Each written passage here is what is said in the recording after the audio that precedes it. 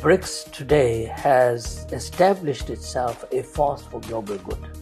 And I think the new BRICS cannot be ignored, and it's going to play a major role in determining the shape of a new global architecture.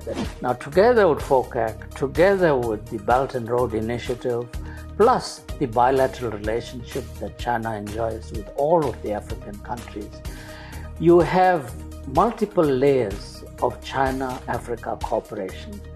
And with no other part of the world do we have such an intense relationship.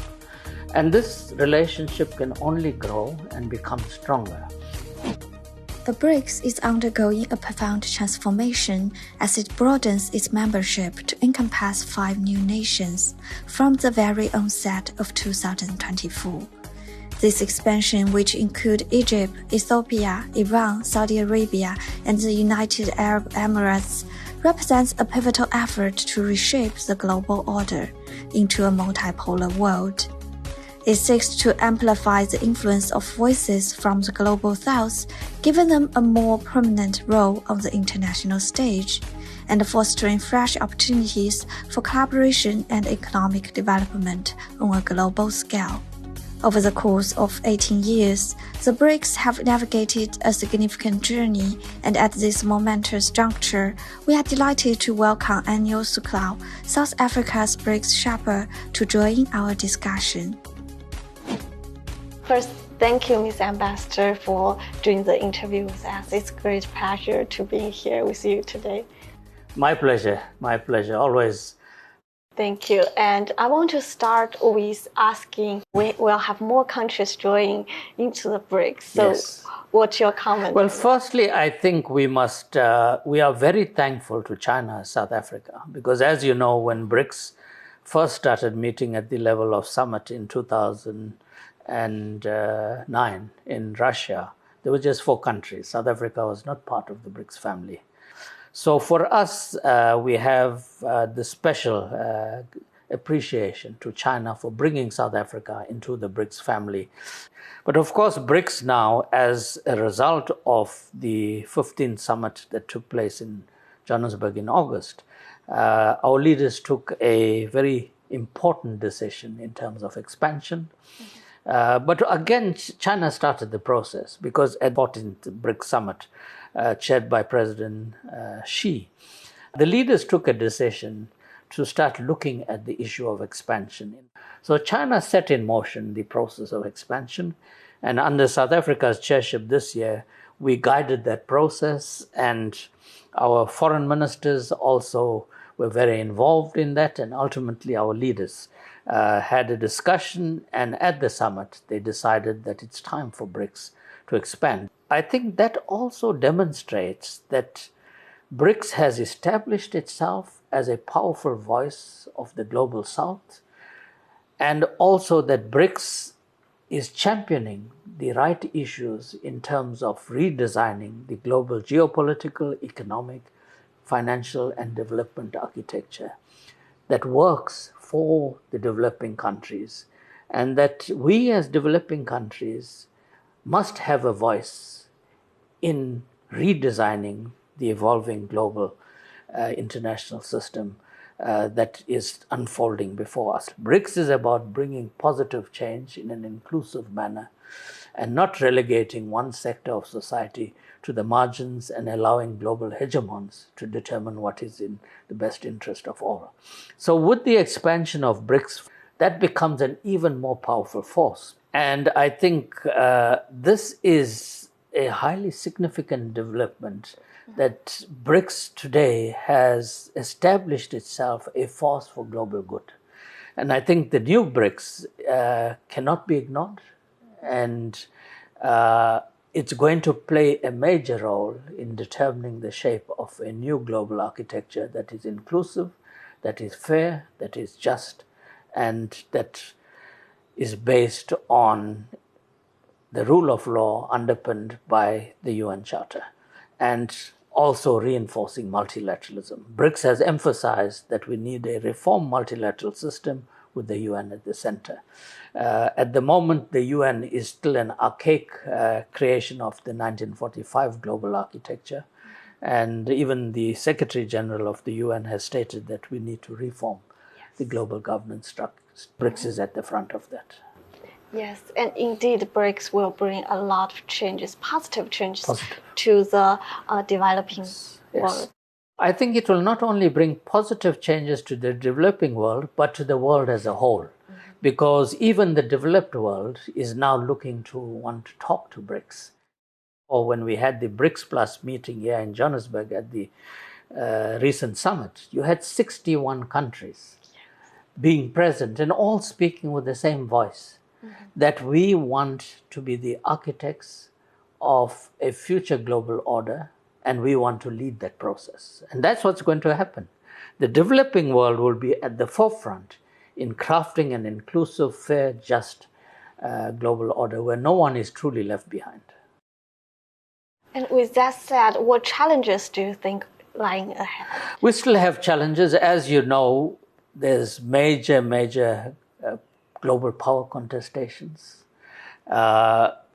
Most of the countries that occupy positions of power don't want to share power, even though the global template has changed. The world of 1945 is vastly different from the world of 2023.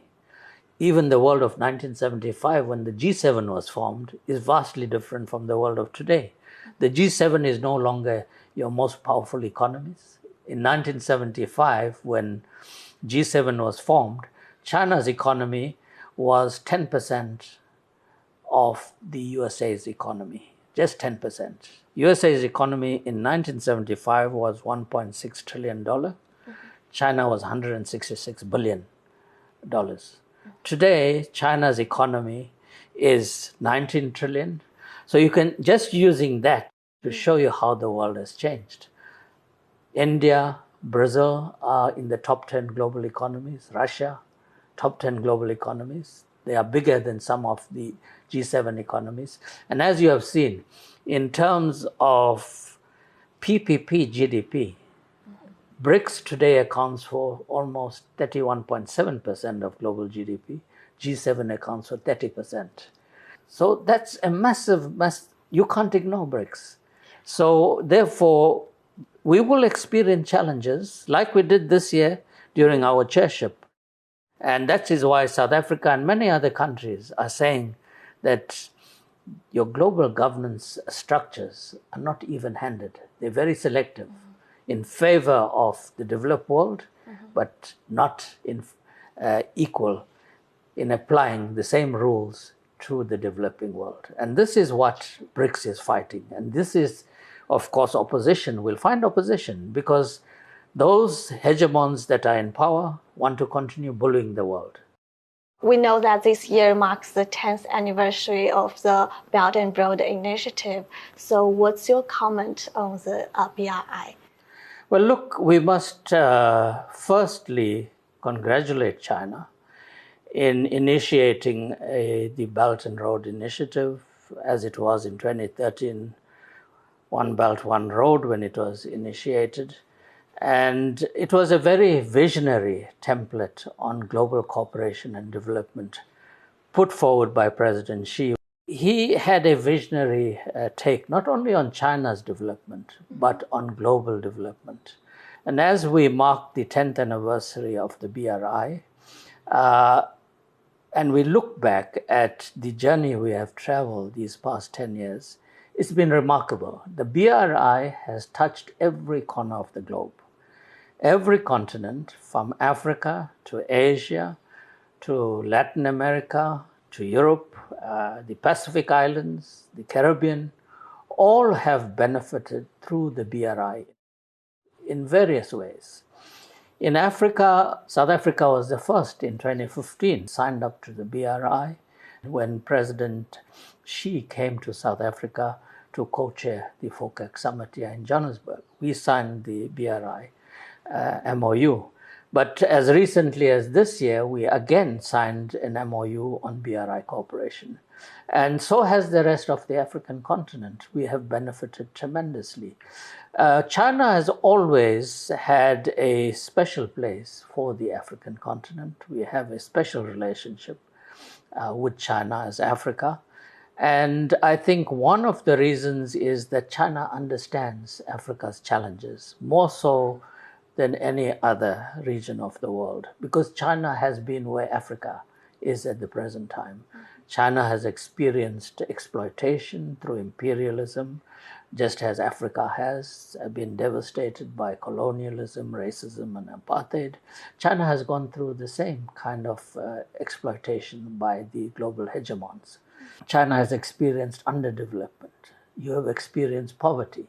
As recently as 1980, some 80% of Chinese live below the poverty line.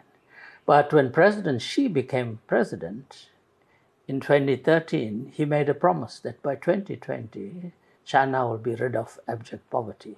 And you have kept that timeline, and China has become the first global country to get rid of abject poverty. And you have lifted hundreds of millions of your citizens out of poverty. Now, as Africa, we are saying that China should share that experience with us, and China has been doing that. And the Belt and Road is an added benefit of development cooperation that China now has with the whole of the African continent, including South Africa. Now, if you look at just Africa and the Belt and Road, we are benefiting on various fronts in terms of connectivity. I mean, China has built over 6,000 plus kilometers of roads. In terms of rail, you have built over 6,000 kilometers of rail and continue to build rail and road in most of the countries of Africa. Ports, over 20 ports have been developed or refurbished. You have also shared your own knowledge of special economic zones. You have developed several special economic zones in numerous African countries. In terms of capacity building, thousands, over 80,000 plus African students are studying in China. We have several thousand South Africans studying in China. So in terms of scholarships, capacity building, and enhancing the human resource of the African continent, China is the largest provider to the African continent. So on all fronts, under the Belt and Road Initiative, China is a major factor in Africa's development. You are our largest trading partner, not just for South Africa, but the entire African continent, over $220 billion US. A quarter of that is with South Africa. You know, this year we also mark 25 years of our formal diplomatic relations. So the relationship may be 25 years old in terms of diplomatic relations, but the relationship goes back several decades. As early as the 1950s, the ANC sent delegations to China to learn from China and to seek assistance. So it's more than 25 years old. And of course, the relationship between the African continent and China goes back hundreds of years. There has been strong interaction between the African continent and China for several centuries now. So it's a historical relationship, and therefore we say it's a relationship of friends. It's a relationship based on mutual trust, mutual respect, and mutual benefit. It's a relationship based on win-win cooperation, as China would say. So we are very pleased to have China as a friend of South Africa, as a friend of the African continent, and a friend who truly understands Africa's needs and is working with Africa to lift Africa and to help us to become a strong continent. Because a strong Africa is good for the world. A strong China is good for the world. And therefore, we are pleased that we have China, which today is the second largest global economy, as a good friend of South Africa and the African continent. Mm-hmm. So what's your prospect for this friendship, and how significant is this friendship for Africa and beyond? Well, look, whenever you have a FOCAC meeting, the entire African continent, the leadership is there. And when we had FOCAC in 2015 and again in 2018, on each time, China pledged $60 billion US to Africa's development. This is significant because it's the largest development cooperation program that any country or region of the world has with Africa. And the FOCAC has also developed very significantly. When FOCAC was launched in 2000, I was present. I was at the FOCAC meeting as part of the South African delegation. We never expected FOCAC to become such a powerful mechanism uniting Africa and China. And when you look at FOCAC today, it's a very important development cooperation program, perhaps the most intense cooperation program that any country has with Africa. Now, together with FOCAC, together with the Belt and Road Initiative, plus the bilateral relationship that China enjoys with all of the African countries, you have multiple layers of China-Africa cooperation. And with no other part of the world do we have such an intense relationship. And this relationship can only grow and become stronger. So I'm very, very optimistic that we have what we'll call a rock-solid relationship between China and Africa, between Africa and the Chinese people. It's not just intergovernmental, it's also people-to-people relationship, because it is the people that are the true ambassadors. And it is the people that strengthen and forge relationship between countries. It is important for governments to work together, for our leaders to work together, but it is equally important for our people to get to know each other, understand each other, and to work together. And we are seeing that on a massive scale between China and Africa. So this relationship on the trade front will grow. China is the largest trading partner for South Africa, as I said. As recently as 2000, our total trade was $1 billion. Today, it's about $55 billion. It's grown, in a matter of 25 years, it's grown over 50 times. And I'm absolutely sure in the next 25 years, it'll more than double. It'll more than double because the potential is so vast. Of course, Chinese investments. You have several hundred Chinese multinationals in South Africa. In fact, South Africa is the hub for sub-Saharan Africa. Most of your major companies you can think about from all sectors, from electronics, motor vehicle, manufacturing, mining, the financial sector, Bank of China, and several other banks, all are here. And again, that's the vibrancy. And more importantly, China believes in Africa's rise. Africa is rising and will continue to rise. And partners like China are very important in ensuring that we rise and occupy our rightful place in the global community. And that's why you have such faith and strength in this relationship, and it will continue to flourish. And you have been in China many times.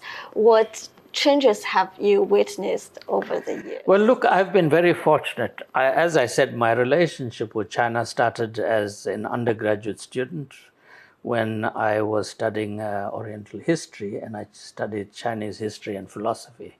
So that's why I say my relationship is from a first-year university student in 1980, just 2 years after the opening up and reform. So almost your entire journey of transformation, I have been part of that journey.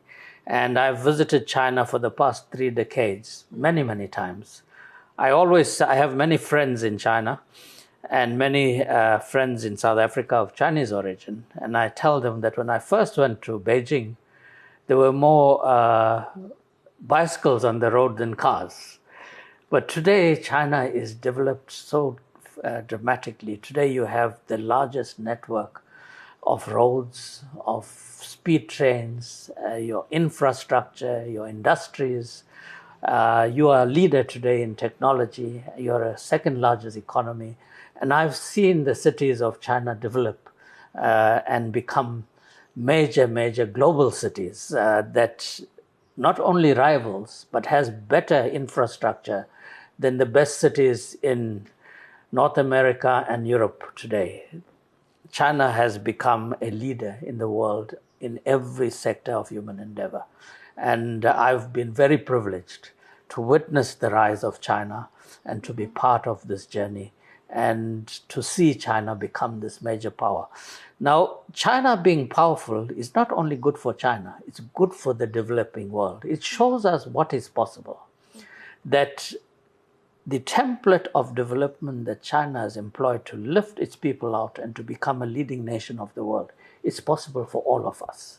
And that's the partnership that we have with China, where China is helping us to also lift and develop and also benefit our people through development, through the cooperation we have.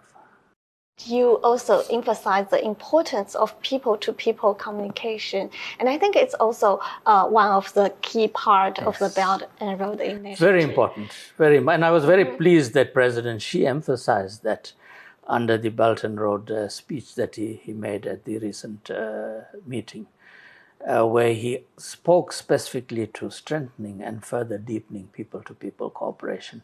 Because I think the opportunities for our young people, university students, and our youth, and especially our women as well, to work together, to share experience, and to develop together. And I think that's a very important mechanism of the Belt and Road Initiative. And that is also what underpins and gives strength as the foundation of the Belt and Road Initiative, because it's about people. It's not just about building connectivity. It's not just about sharing experience and technology, which are all important. It's important to deepen economic interaction, investments, and so forth. But at the center of all of this, like China did, China had a people-centered development agenda. People first. If you forget the people forget about you. But that's why you always emphasize the people first. And the Belt and Road is saying the same thing. Let us focus on developing our people. Thank you so much. I have a long relationship with China, over 40 years. So whenever I get the opportunity to discuss China, it's always a pleasure. Thank you. My pleasure. Thank you so much.